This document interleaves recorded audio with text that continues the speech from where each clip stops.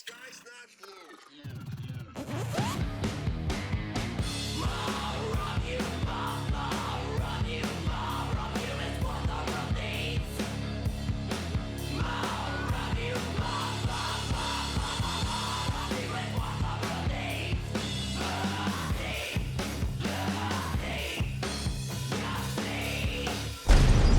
You need to understand that when the time comes, I'm going to be taking over. Welcome back to the Cult House Podcast. I'm your host, the scholar of spite and the Saturday Night Delight, Roger Riddell.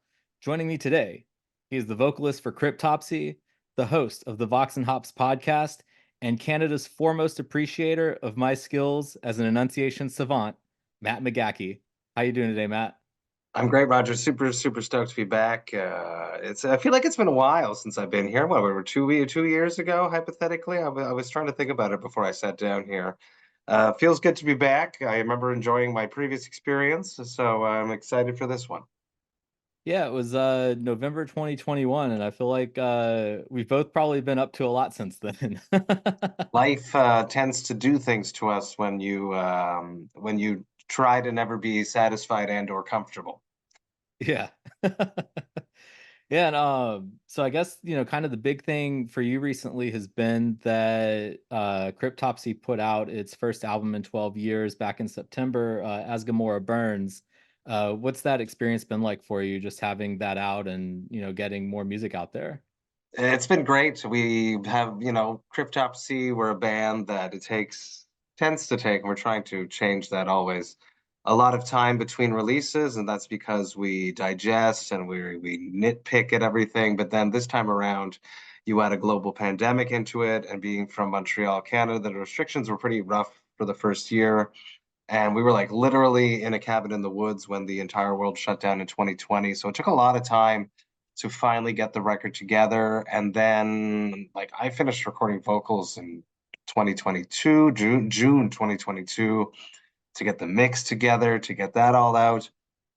It's a relief that there's new music out, and we are hungry and eager and have already started writing the next record. We're eager to get new music out faster because the response for As Gomorrah Burn has been very positive, and we are extremely grateful to all the fans and all the friends that have been sharing the album and sending us messages and supporting us at the shows, because Cryptopsy returned on tour finally. Since 2019, we hadn't been touring, and that's been just awesome to get back out there and experience that yin to my yang lifestyle of being a father of young children, working in a daycare, and then going on tour, which was my life for years and years. And then all of a sudden, everything was just me at home with my kids and or at work, less touring. So getting back into that lifestyle is nice. And, luckily I had the podcast to keep me busy through everything. And now it's a matter of finding enough energy and or time to keep the band running at full tilt and the podcast running at full tilt. It's a struggle, but it's working out. Each week I managed to get an episode out, so it's working somehow. Yeah, and one of the things that I've been thinking about, just this past week as I've been listening to the album again, which is a great album, by the way. Thank you But very much. yeah, one of the things I've been thinking about is just like how fitting the title was for the last few years, because it's like as complex as society has become and as humans as a race of like creatures have become, where we've just got all the information that we could ever want at our fingertips at any given time. And we have so many things now that in a lot of cases prevent us from having to do just menial tasks that we otherwise wouldn't want to do. But then a germ comes along and, threatens to crumble the whole thing. It's true. It's true. It's also very fitting for cattle decapitation with Bring Back the Plague.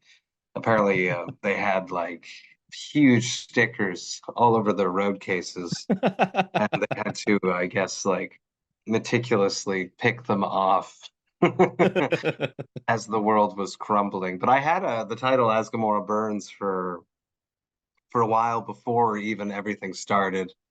I chose the name because Cryptopsy was initially called Gomorrah way back in the day. For like a very short period of time until they went to go play a show, and there was another band on the bill called Gomorrah. So that was the end of that name. So I from that idea, it always like stuck in my head. How can we honor, 30 years of the band's creation while doing something new? And then it really fit into this concept of Sodom and Gomorrah versus the internet, the plethora of knowledge and wealth, an abundance of just everything that we'd ever want, as you mentioned, and the insatiable need for more and more that we as humans have, whether it be anything. It's just we're never satisfied. We always want more. And the internet is really feeding into that and definitely hits all those like dopamine drips that just makes us just so addicted to the goddamn thing, because it is unbelievably useful, of course. This conversation is happening right now thanks to it on Zoom. I was sitting right here eating supper with my kids, and they were like, how do they like, pit this many olives, when they stuff them with the red pepper? And I was like, I don't know. Let's look on the internet. And there's a bunch of great things, obviously, that have happened thanks to the internet, and a bunch of wonderful things that continue to happen. But there's definitely a bunch of negative things that happened as well. And I dug deeply into that for the album, finding multiple stories about like stalkers, online bullying, isolation, um, catfishing, people, religious sects and cults that take advantage of either um, fragile people or the elderly. And I just expanded upon each one of these, defamation, another one.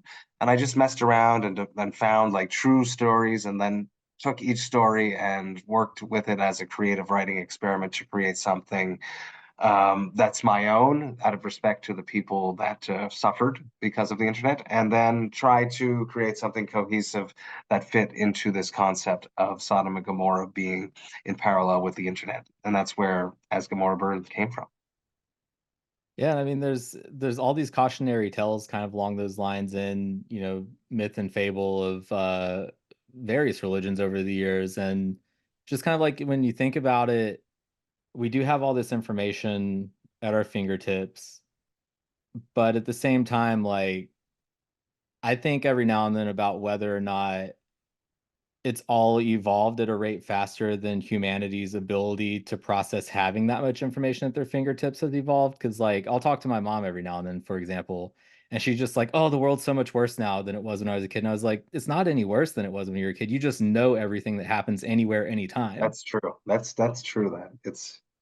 I don't think we're ready for everything, and it's constantly evolving even faster. So it's going to be just by the time my kids are old enough to have free reign on the internet without me having access to it, it's going to be a whole different world that I'm not going to understand. So it's even faster than every generation at this point. The evolution of this machine that we've created. Yeah, what it was 25 years ago, 30 years ago at this point. It's unbelievable. There was the whole AI conversation that we could talk about, the whole AI for art, AI for movies, AI for videos, AI for music. There's the chat GBT, which literally we use it. We use it, Cryptopsy, for social media to write content. It's easy, and you just feed it what it needs, and then you make it your own afterwards. But there's useful tools out there that are amazing, but it's scary, the evolution of everything. And I do not think that the human race is prepared for what's coming. And I'm not like some old man screaming at a cloud. I'm just a dude from Montreal that has young kids, that we try to be careful with everything, that realize that my own relationship with social media in particular and the internet is a toxic one. I'm extremely addicted. I don't know if it's the same thing for you with the podcast, that you feel like you always have to be on top of stuff, checking stuff, trying to respond to comments, it's that dopamine drip of getting the notifications. So I have nothing on my phone. I've removed all notifications for years, but I still go and check periodically. And we all do this. And you see there's all these pictures of bands on tour. And I remember my first tours when there was maybe one dude in the band that had a cell phone, and we would be backstage and we would talk. And nowadays, backstages are people sitting in a circle on their telephones, and I guarantee you that there was more fun had back in the day, probably. Not that we're not having fun, but it's just a different type of experience. It's extremely interesting, and bands have to spend so much more time promoting themselves than creating music.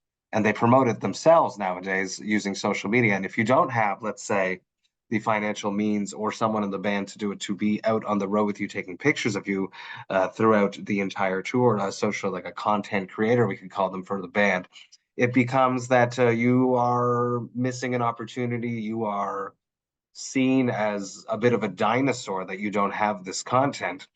And what bands should really be doing is writing music, and this is what the new generation of rock stars are becoming. If you think about Lorna Shore as a perfect example, they're great. Like, I'm not. There's nothing. They're great musicians. Will is a fantastic vocalist, but they have killer social media, and that really helped. And Will is a star on TikTok, and that definitely helped.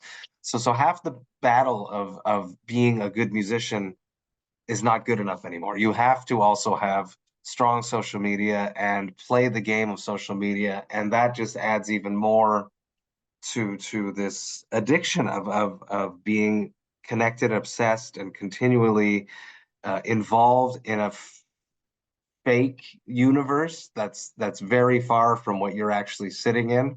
And it's as isolating at the same time as you're connected to hundreds and thousands of people, and you finally meet them, and it feels like you know them. And we do know them. Like when you meet someone that you've only communicated with on the internet, when you sit with them, you feel like you know them, but it's very different than someone that you've actually lived with. It's very, very strange, and the future is going to be stranger. And I'm here. I'm in for the long haul about this. I want to write at least one more album about social media, and specifically, I had a nightmare, and I woke up, and I wrote down the title of the album, the next album, and I have the whole concept, and it's about man's relationship, or the human's relationship, sorry, the human's relationship with social media, and I'm going to mess with that for the next one. Yeah. I mean, it's kind of bizarre too, just thinking about what it became versus where it began. Because like Yes. I can remember when I started undergrad, like Facebook was still a thing where you had to be going to a certain college and have an email Yeah. address tied to that to sign up for it. And then they Yeah. started allowing everyone, and slowly but surely, it connected everyone. It's super useful. Yeah. It's ungodly, so god darn useful, but it's such a trap.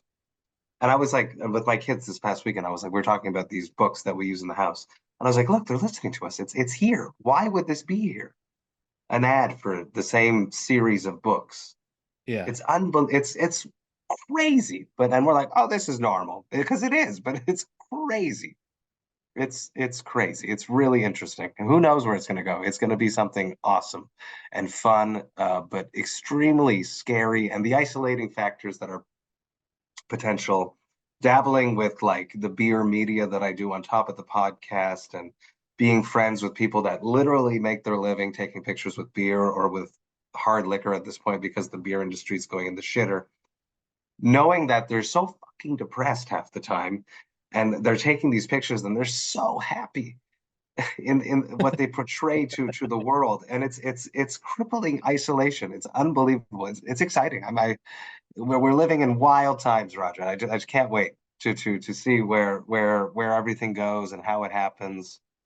And keep feeding me ideas, people, please, because keep being creative and inventing stuff to destroy the human race more, because Cryptopsy has a good 10 years left in it, and I want to write a few more albums worth of content. Yeah, I mean, one of my favorite phenomenons of this whole like social media age, and you kind of touched on it with the beer photos and whatnot, but the like extreme end of that is the influencers who will rent out things like private jets so Yes. that they can appear to be living this lavish It's an lifestyle. illusion. Yes. It's the same thing. Bands do the same thing where they're like, yes, last night you were so sick. And it's a picture from 4 tours ago or 4 nights ago. And it's painting an illusion. It's something that I've been saying. It's a joke that I always do with the podcast whenever someone like says, oh, Matt, the podcast is doing great. And I'm like, oh yeah, the illusion persists. Is something that podcasting is super cool for that because if you don't know where to look, you will not see the numbers. And I realized that early on, so I faked it a lot at the beginning. Now I'm doing okay, but at the beginning, I was like, oh yeah, so many people are listening. You should be on the podcast because trust me, it's doing great. The illusion persists, Yeah, and it's the same thing with influencers. It's creating a fake life and a fake portrait of what they want to portray to the world, while in reality, the human that's actually there is probably a very, very sad individual. And I maybe not, but it's interesting. Yeah, I mean, my favorite reaction that I've ever gotten from anyone with this podcast is whenever people respond to me and they refer to me and my team. And I'm like, oh, this is just me. Like It's I did all the editing and same. the illustration and everything. All us, yes. So some people have a team. I know that they do. But personally, I like to keep it that, I'd have to really, really, really trust a person to come in and start doing stuff at this point with the podcast. Today, I got a message from the network I'm on, and they're like, we're going to start running this ad thing across the entire network. And I was like, I'm going to say no, because I don't want anything different. Like my fan base is after 400 episodes, there's a relationship that's built there. And I'm not sure I want to, take away that trust by putting some weird thing in it. And it's happened in the past where I've flagged a few things, and I've actually have a friend that listens to the podcast for me to tell me if they hear anything weird. Because I don't listen to my podcast once it's published. I doubt you listen to your podcast once it's published. It's like we did that work and we're on to the next one. I don't know how it is for you, but that's how it is for me. So I want to keep that relationship sacred between me and the Vox and Hops heads that listen to the podcast and have been following the podcast for the past 5 years. I want it to be like a glimpse into my psyche, and to basically as if they were in the room with us right now. So it's a sacred thing, and yes, there is no team. It's us. Yeah, just to circle back to the social media thing, I think one of the other like crazy phenomenons that we're kind of bearing the most negative results of from it now is just that, like, as much as it's enabled us all to connect with people around the world who share similar interests to us, it's also allowed every place's village idiot to connect with every other place's village idiot and validate each other. Now that's a whole different can of worms with what's happening down in the States now, but I'm not going to open up that. It's yeah, it's going to happen again. I hope not. But yes, I agree that in every city or high school or anything, there was a strange person. And we could parallel this with metal though, which will make this have a much more positive spin. At least there's that aspect of it. If you're a metalhead and the only metalhead in your high school back in the early 90s, you were alone.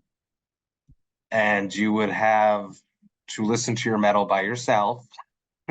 And hopefully one day there'd be some new kid that moved into the city and or high school so that you could, have a metalhead friend. Nowadays, with the internet, there is an accessibility to connect with like-minded people, other metalheads, or as you mentioned, not the sharpest tool in the shed people that think certain things that we don't agree with.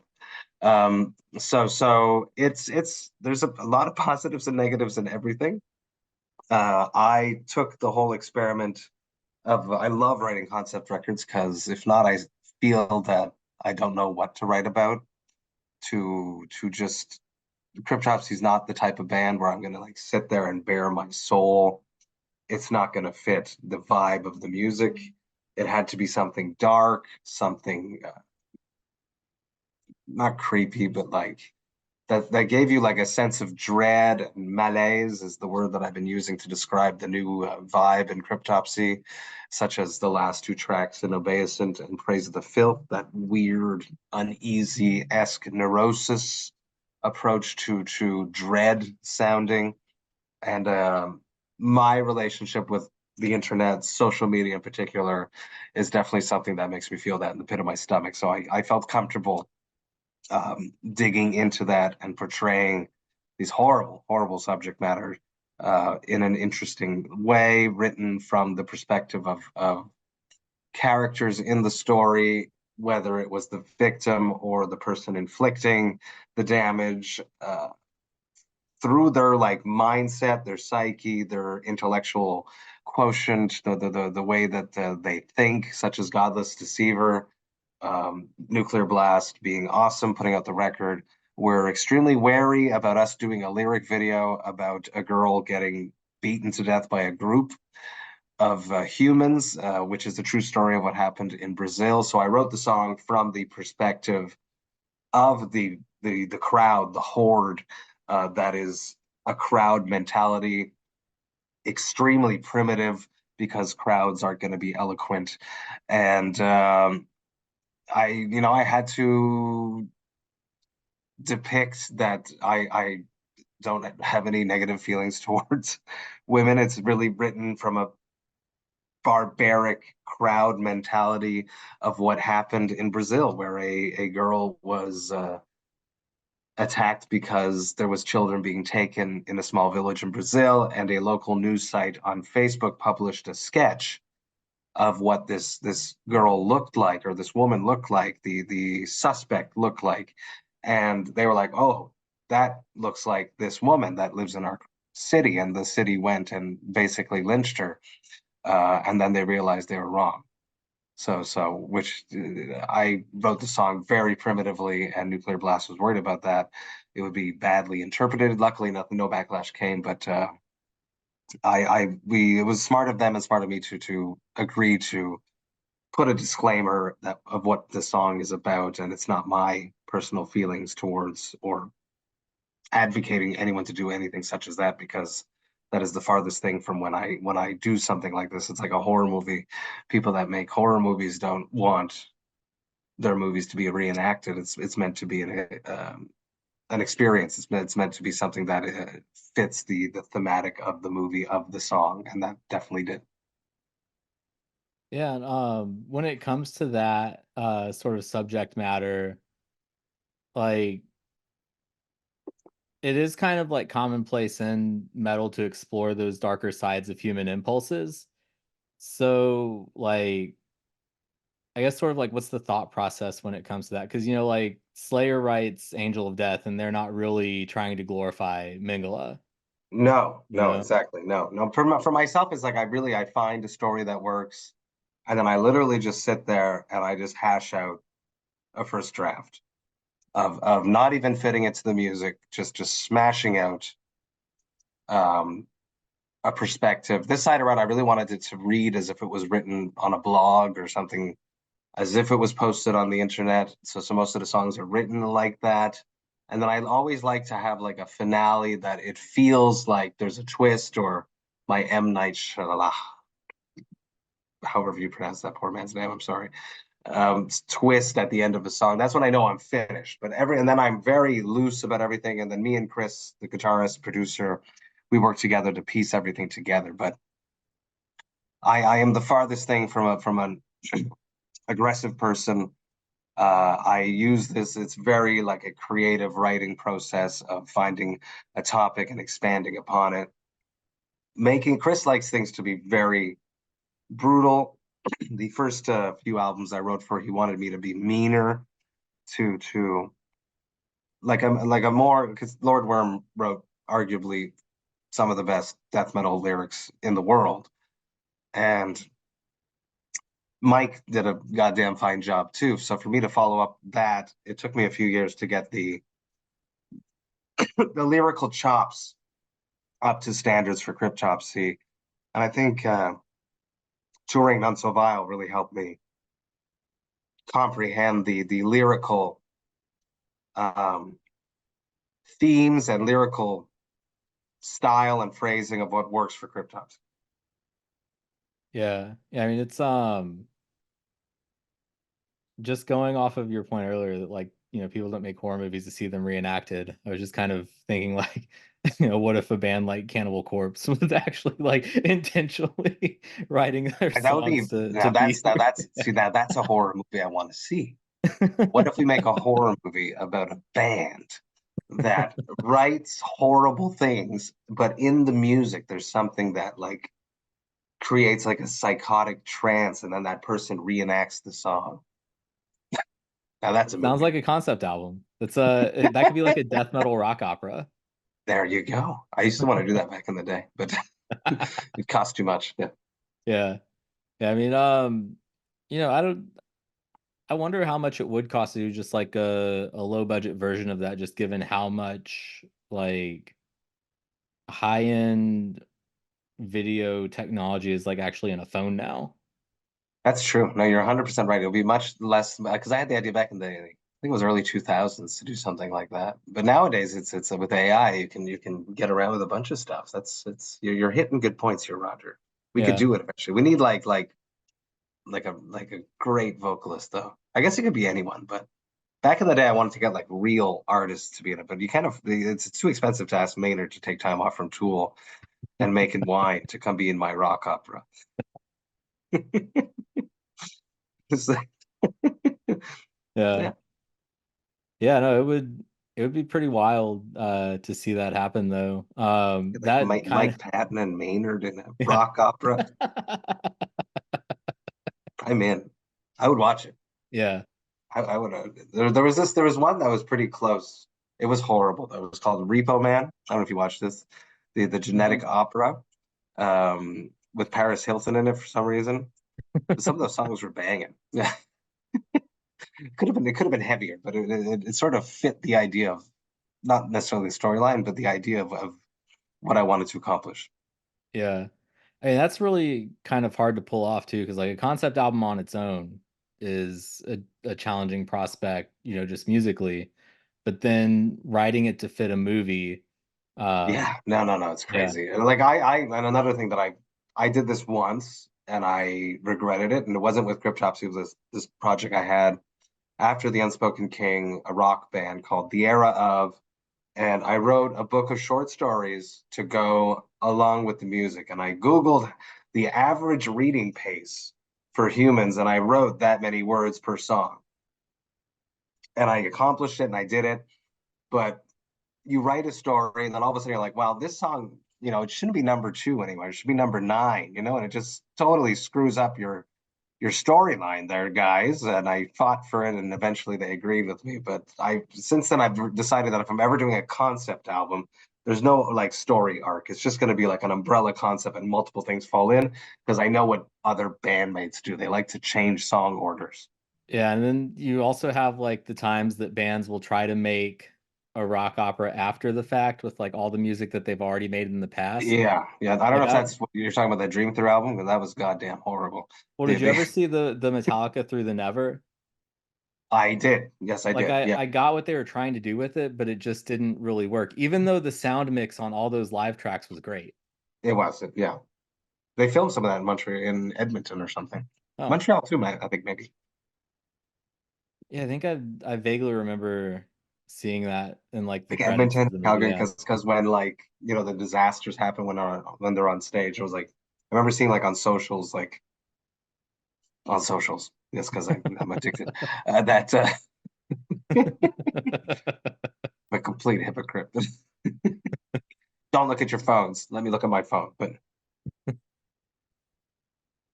No, so one other thing about the album title that I was thinking of earlier, and this was just like a funny thing that popped into my head just randomly. I was thinking about like, do you remember back in the 90s there was that kind of like crest of death metal with like Death and Roll and everything, and Entombed put out the album Wolverine Blues, and their yeah, label yeah, was like, you all should put the comic character Wolverine on here so we can do this cross promotion thing, even though it has nothing to do with the album at yeah, all. yeah. So it just randomly crossed my mind. The Guardians of the Yeah, the Guardians Galaxy. of the Galaxy character. That was one of the things. That was one of the things that put the band uh, with a bit, it gave them a bit of unease, was the fact that there was a huge Marvel character that had this name. That is, I'll admit to that. She's a great actress. She looks real nice. I would collaborate with her. And then, funnily enough, I did voices for the Guardians of the Galaxy video game. Nothing crazy. I did some monster sounds. It doesn't matter, but it's just ironic.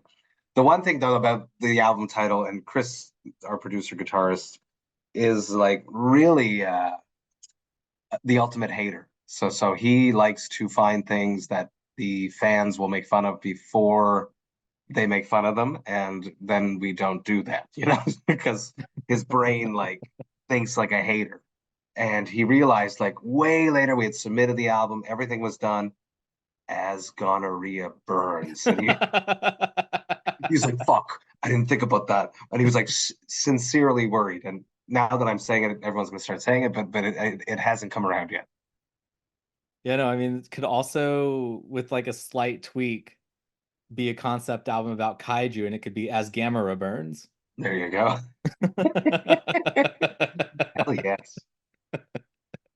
Hell yes. And so with the touring, after being off of the road for so long, with getting back into the swing of things with that, how long did it take to, I guess, sort of get back into a groove of keeping your vocals in shape on the road? I was afraid of that, so I jammed in my room, my bedroom behind me. I used to go to like a jam room, and I'm like, fuck it, I'm just gonna do it here. And I did. I started about 2 months before the tour started. I would do sets in my bedroom religiously. And because of that, I was great and in shape and having just the ultimate blast of a time. We like to do everything all at once, Cryptopsy, so we switched to in-ears right before the tour, and then basically we're trying them out on the road for the first time. The first 10 shows were not our favorite experiences. And then there was always like one guy that was like, tonight was sick, and we were like, oh my god, tonight was horrible. By the end of it, by the like second half of it, the in-ears system really was ultra beneficial. It's incredible to have like the click in your ear, and you're always perfect would be one word, but if you do make a mistake in the moment, you're like, oh fuck, I fucked up. But you catch yourself so quickly, so much quicker than before. And then when you watch the video, you're like, oh, I fucked up. And it's like immediately we're back. And it's like, oh, it's a huge tool. Something that technology, once again, is really making things way better for us. Super, super fun. But no, I worked really, really hard to get back into shape, because extreme vocals is something that we forget how to do for some reason. And it's like a muscle. It's like going to the gym. If you are someone that goes to the gym religiously for a month straight, you love it. If it hurts the first few days, and then by the end of it, you are lifting X amount of weight, and you're like, yeah, this is awesome. You take 2 months off, you go back to the gym, and you hit that same amount of weight, you're going to feel real sore the next day. Screaming is a little bit like that. It gets better with time, and you know how to do it. But it's something you got to practice. It was fun. I jammed with my son. He was like playing drums one night as I was screaming in his face. It was awesome. It did real good. It felt real good to be back on tour. And I would lie in my bunk on the bus and and like literally every night just be like, this is awesome. Like, I need to appreciate being here, because who knows? I thought it was gone, like I thought it was over at some moments during the pandemic. After, it had been so long, and to be back there on the bus and to show up and have great shows in so many cities across the states, it was amazing. And then touring with your friends, Abysmal Dawn, getting back on the road with them. We toured with them in 2016 with Cannibal Corpse. Living on a bus with them this time was incredible, super fun. And Visceral Disgorge came out and did the from Cali back to Montreal with us, and I had toured with them in 2017, and to like spend that much amount of time with them because they were on the bus too. Just a privilege. Where we're so stoked to be back and touring, and we're planning a lot of stuff. We're getting a lot of offers, and we're saying no to some things. We are trying to make the best decisions for ourselves, for the band, for the fans. And 2024 is looking good so far. So we're excited. We're excited, and we survived our second trip to Asia in late November into December. It was extremely intense physically. The amount of flights, the amount of waiting at airports, but unbelievable gigs. So much fun. Yeah, I know you've got a European tour coming up in March, right? In a month, just about late February, we're headed off for the Unquestionable Blasphemy tour. alongside Atheist and Almost Dead. It's going to be great. I've never done this, and I don't know why I've never done this, but I'm using the podcast as a way to promote things, which I have in the past, but not this way. So I had I was like, I wrote we had the same management as Atheist. So I was like, could you like put me in touch with Kelly, and I could like have a podcast with him and like basically talk about the upcoming tour and basically promote it that way, which is something that I should have been doing for the past 5 years. I guess there was no tours in my defense. And it was great. It was super cool to like, I'd never met Kelly, to sit down and have that chat and then know that we're like going to hop onto a bus together in a month, play all over Europe together. It's cool. I'm excited. I want to do the same thing with Almost Dead, the other band on the package, and get their side of like their excitement, hopefully, of coming out on the road with Cryptopsy and touring all over Europe, and all over Europe and UK and Ireland and Scotland. The PC, the proper way of saying that, not the PC. I apologize. And it's going to be cool. I'm excited. We have a bunch of stuff coming up in 2024. It's cool. Yeah. Is there any plans to tour in the US this year? There is Maryland Death Fest. That's where Blasphemy Made Flesh is happening. That's been in the works for a while. So that, and then we have other things that I can't talk about that I will hit you up if we're close by. Yeah, definitely let me know if you all pass through Chicago. Absolutely. Absolutely. Last time, the closest we came, we were at the Forge, which tends to happen for some reason. Yeah, there's for some reason a lot of metal shows now get booked down there, or like there's some venues west of here in one of those suburbs, or they end up, some of the bigger shows end up at the casino down in like northern Indiana. Right. Yeah. Yeah. And we had a good time at the Forge. It was crazy. There was a bunch of people in wheelchairs in the pit. It was incredible. They were awesome. And I went to Miskatonic Brewing in the afternoon. Shout out to Mick for hooking me up and picking me up and taking me out there and giving me the tour. Drank some beer with some friends that I hadn't seen in a long time. It was a lot of fun. Yeah, and on the vocals thing, what are some of the things that you do on the road to keep your vocals in shape? Because like I know that like you said, it can be kind of like hitting the gym for the first time when you do it for the first time after a while, because you know you get kind of that like scratchy, like torn feeling in the back of your throat, And like and it takes a while. sore abs and a sore back, like because you're Yeah. pushing, just like trying to get that going. I literally do nothing now. I used to do a lot. I used to do the Zen of Screaming. I had Melissa on the podcast, and I loved the experience. And I like literally used it all the time. But then this past summer, when I just started jamming in the bedroom, I would just do nothing, and it worked. And then I went on tour expecting it not to work, and it worked. So I literally do a little bit of like humming right before going on, like and then building that into like a throat singing type thing. And I'll do that like, well, the band before me plays their last two songs, hypothetically. I'll stay really well hydrated, but not too well hydrated because I got to pee too much.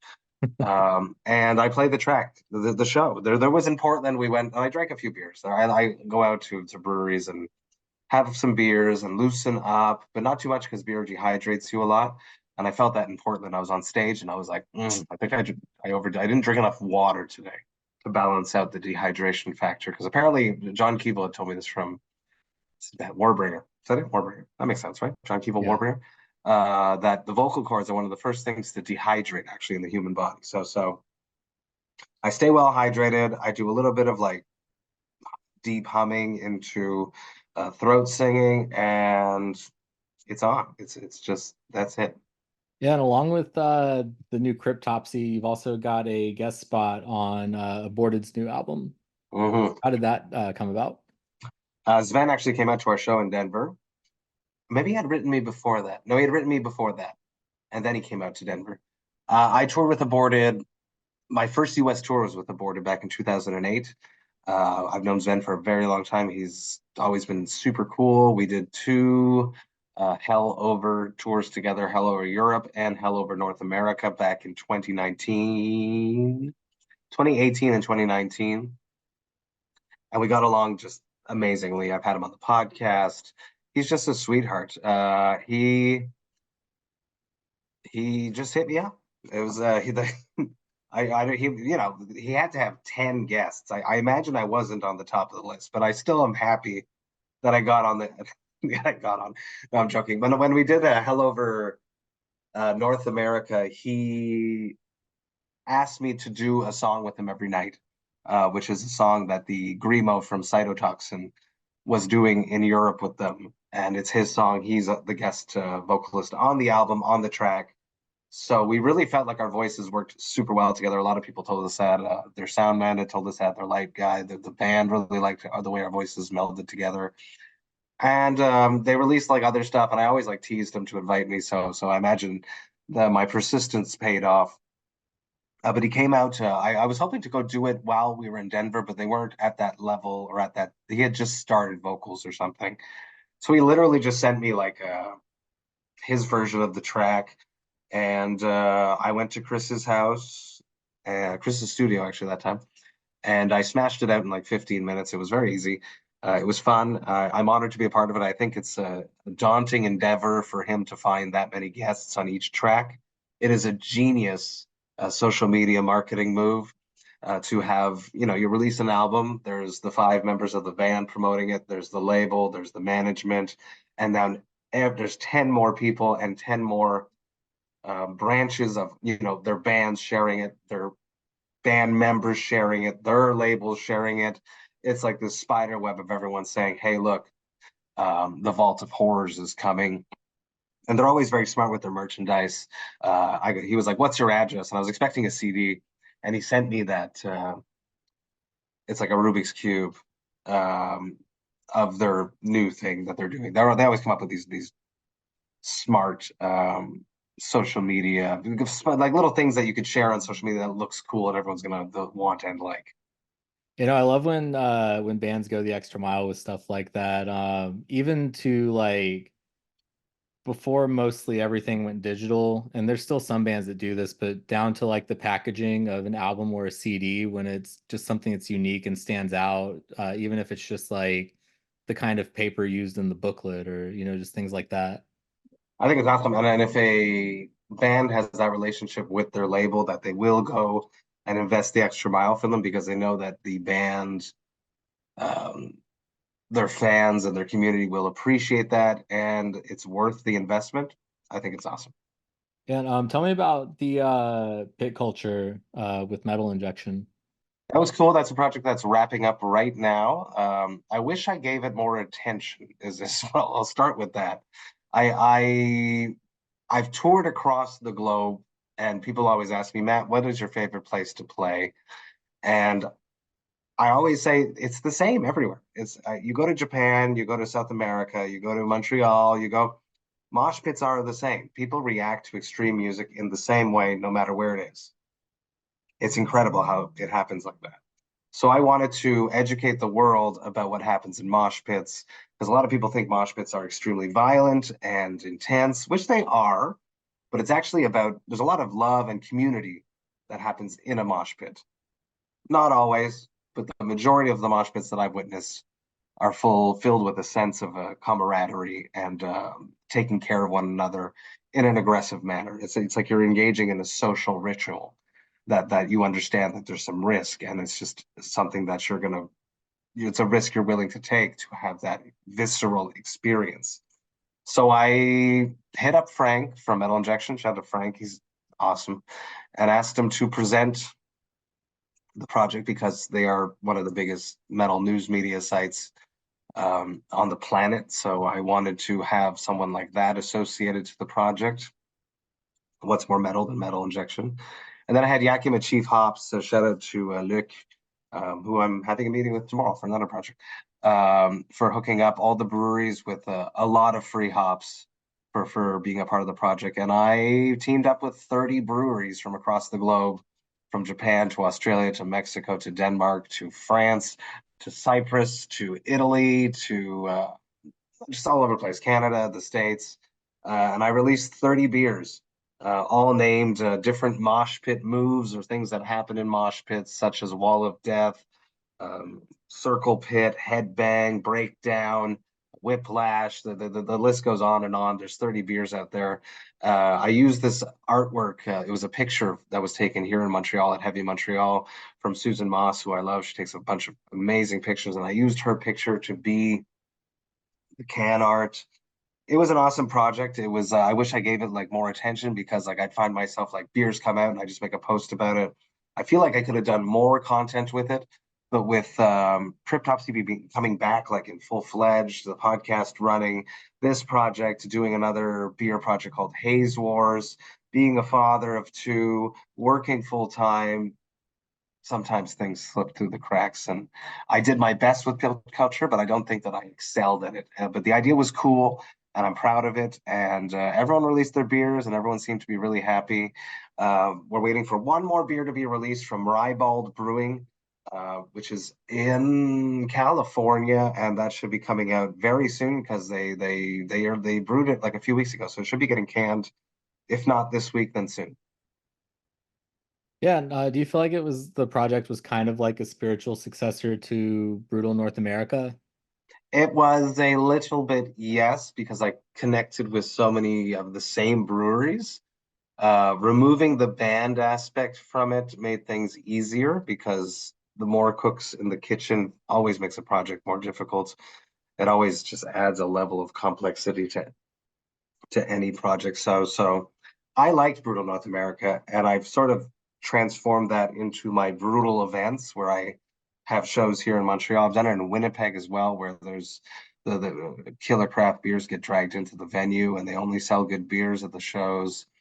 But I liked it, and someone is rebrewing one of the beers in Quebec here, actually, from Brutal North America. I just got a message the other day that he's redoing the recipe, but under a different label and everything. And I was like, whatever, man, you just have fun. There's no money in beer for me. It's just about branding exposure, and it's about fun, and it's about creating an aesthetic thing and connecting with people and making metal more widely accepted within the beer community. That's my goal with that. But I guess it's a little jump, because I had indie merch involved um, with Brutal North America, and then to have Metal Injection jump in. So I guess you're right about that. I don't think I told you like a year or so ago, but I did finally get to try that Atlas Moth beer. Yes, that was good. It was great. I From don't Wake. like I Yeah, it was from Wake. It was Yeah, kind of it like was a a fruity fruited beer. something. Yeah. Yeah, which How do I isn't remember really this? like That's normally my unbelievable. I thing, still but remember I this. I liked it. Hell yeah, Wake is this. That's a brewery that we didn't have the chance to stop, and I've actually never met the Parish Brothers, and I totally want to meet them. And one day I will. Yeah. Since it was one of those people, they made beers. They also were a part of pit culture too. So people that have like made me a bunch of beers that I've never actually met. I think it's a very unique, interesting thing, thanks to the internet. Yeah, no, the beer culture thing is great too, because I've gone from one area that had great breweries to another area that had great breweries, but I feel like it's getting more difficult to live in an area that doesn't have great breweries somewhere nearby, because brewing, I feel, has become more, I don't know if I would say more accessible in the last 10 years, or maybe just more popular. It's like it hit its the bubbles burst here in Yeah. Montreal. It's really the craft beer industry is suffering right here in Montreal. There's a lot of breweries that are closing, but the creative, the ones that invested properly, uh, are doing well and will continue to do well. It's really going to scale down. I think there's going to be a lot less distribution over the next year to 5 years. And it's going to be much more closer to that original experience of you go to a tap room, it's brewed in the back, and you enjoy it there, and you walk away with a 4 pack. I really think that's where the craft beer market is going, because distribution is really, really freaking hard, and it's killing so many. There's so many dead cans sitting Yeah. on shelves that people didn't buy, that they blew up during the pandemic, and they invested in growing, and then people's drinking habits changed after the pandemic, and the newer generation. I'm an old guy. sounding like that old man again, yelling about the internet, yelling about the younger generation not drinking because they don't drink anymore. They drink seltzers and they take drugs, but they don't drink the way that we do. So it's a truthful thing. Maybe it will change over time, but the craft beer industry is really changing. Yeah, no, I've noticed that, a lot of the small breweries that I liked a lot have transitioned from doing like the large bottles to doing cans, and Mhm. I always kind of liked it a little bit more when it was the large bottle. Like I feel like you can tell a difference in the taste, but I don't know like how much the average person really thinks about this tastes different in a can versus a bottle. There was like a scarcity of bottles for a while, which is one reason why that happened. And it's easier to stack and ship cans, is another Yeah. reason why a lot of distributors were pushing towards breweries to move towards cans. I think I could be wrong. Yeah, I mean that makes sense too. But yeah, it's just been kind of interesting seeing that transition. And then, there was in the DC area, like out in Northern Virginia, there was a really small brewery that I liked called Adroit Theory. Oh yeah, And it was interesting seeing them go from being like a place where you kind of had to like seek them out and like go there versus, oh, suddenly their beers are like regularly stocked at the organic market across yeah. the street. They're being shipped to Japan and stuff like that. Yeah. Yeah. Mark, I had Mark on the podcast a long time ago. I've had a few of their beers there. They were intense, is how I remember them. He sent me Big Boys. It was something. It was something. But they made a Pig Destroy beer, if I remember correctly, and it looked intense. But yeah, the breweries that like that succeed and invest well will succeed. A lot of people, it's tough. It's tough. The craft beer market. I'm happy I never opened a brewery. Yeah, I mean, you're probably not the only person who feels that way either at this point. Very happy, and I have a lot of friends that this year are looking to sell and or trying to get away from it. Yeah, and there was one other thing just to go back to As Gomorrah Burns that I'm looking at my notes now that I was just writing things down. Um, so I'm from Kentucky originally, and in Kentucky we have two different tourist trap kind of things, although I don't really know how many like normal tourists they actually trap. But there's this guy, he's like a televangelist kind of person named Ken Ham, and he has the Creation Museum, which is where you can go if you want to be presented with the concept that humans and dinosaurs coexisted and we rode them around. And then there's the Ark experience. And I bring this up because this randomly crossed my mind when I was thinking about just the whole concept of Gomorrah. When I was in college for a brief period, and this was back when like Kickstarter and GoFundMe and all that first came out. I never ended up doing it because I didn't really understand how the logistics of it would work at the time, as far as like crowdfunding a thing and like whether you actually had to do the thing if a bunch of people sent you money, which you Well, do. you can ask Yeah. Winter Sun, but Yeah. So like my whole thing was this, is that I don't want to be on the hook to actually have to do this, but it's funny in thought concept. Is you crowdfund the idea of opening the Sodom and Gomorrah experience across the street from the Ark experience. oh yes, and then you go there and it's like a brothel and a brothel with a library. You get badgered by angels who want you to make terrible decisions, or who present you with terrible decisions to test your faith to the Lord, or Oh however yes, that part of the myth goes. I think there's enough evil people out there that you might meet your goal, so you might be in trouble.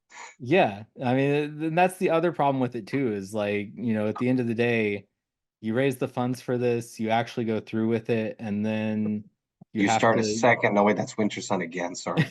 well, you have to deal with being on the hook for the liability for the whole thing at that point.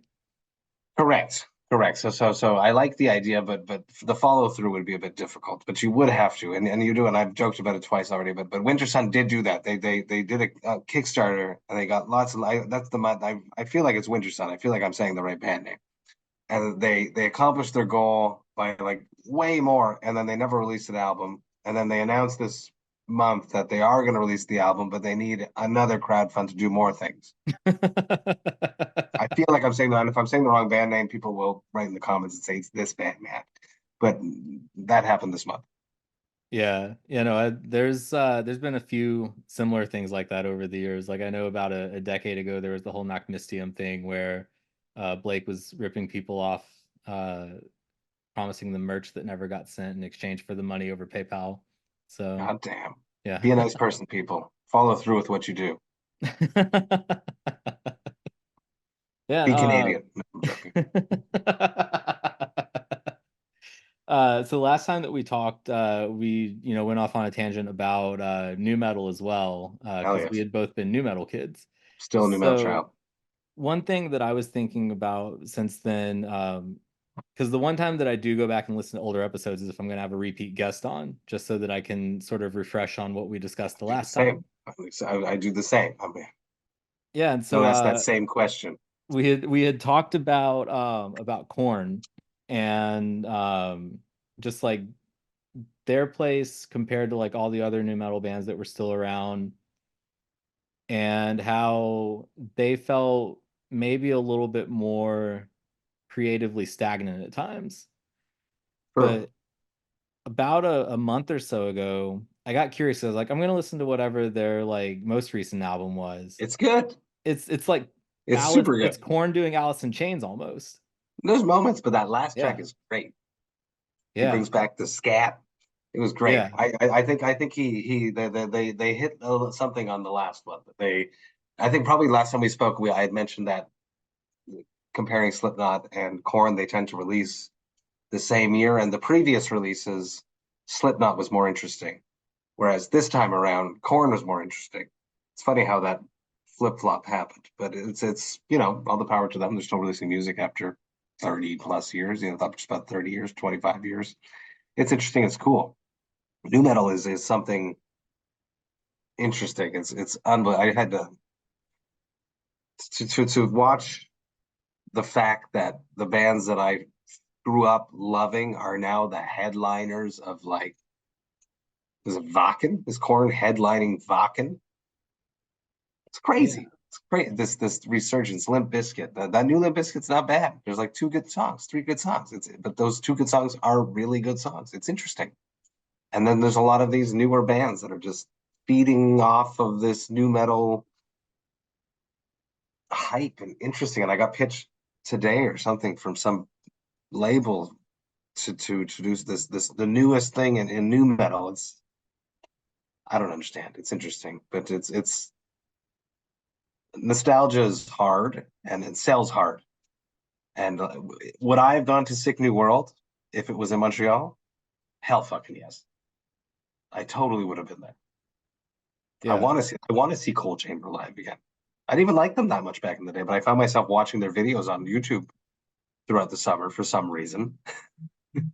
I want to see Mudvayne. It's crazy. Yeah. It's crazy. It's nostalgia. It's unbelievable.